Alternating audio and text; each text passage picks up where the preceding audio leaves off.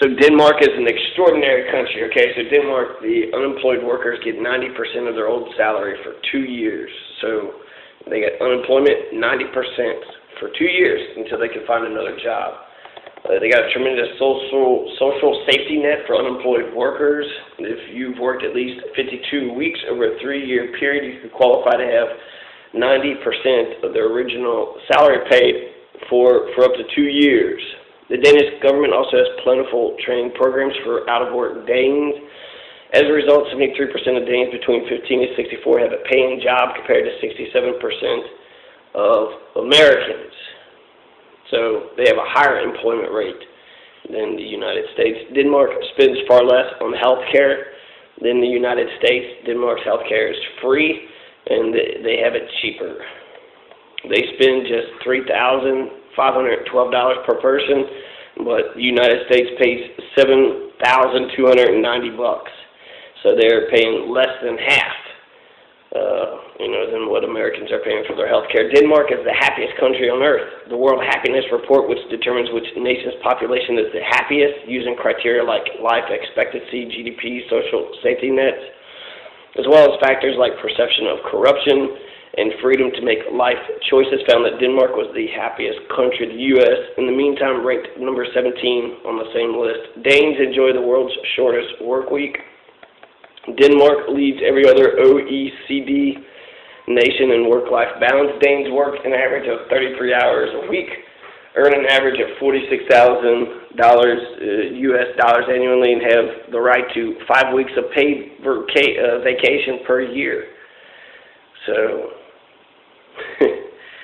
5 weeks of paid vacation. The average worker puts in an average of 47 hours a week, only takes 16 days of vacation. They get 5 weeks.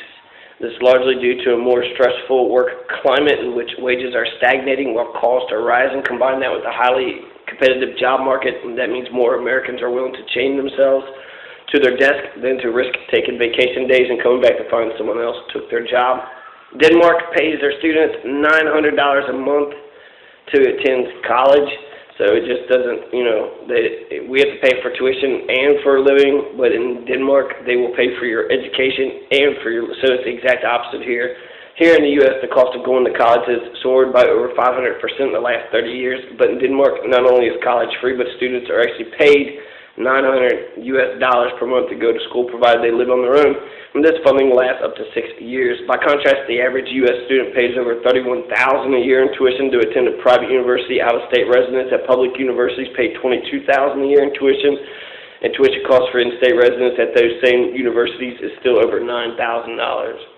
Denmark has one of the highest per capita incomes in the developed world. In Denmark, despite a short work week and a generous social safety net, workers make more than enough to make basic needs. According to per capita income data from the World Bank, Denmark's per capita income is roughly $5,000 higher than the U.S. Denmark has one of the world's lowest poverty rates. The U.S. has one of the highest.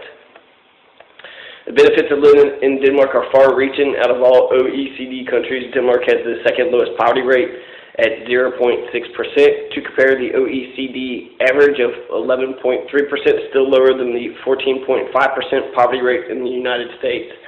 1 million poor people in Kentucky, but 14.5% poverty in the U.S. compared to 0.6. Less than 1% of people in Denmark, less than 1% of the Danes are poor, when at least 1 to 2 people out of 10 in America are poor, and many more in Kentucky.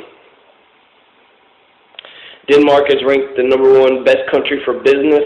The U.S. is ranked number 8. Forbes ranked Denmark as the #1 best country for business in 2014. Forbes used 11 different criteria to rank countries: innovation, property rights, red tape, taxes, investor protection, stock market performance, technology, corruption, personal freedom, freedom of trade, and monetary freedom.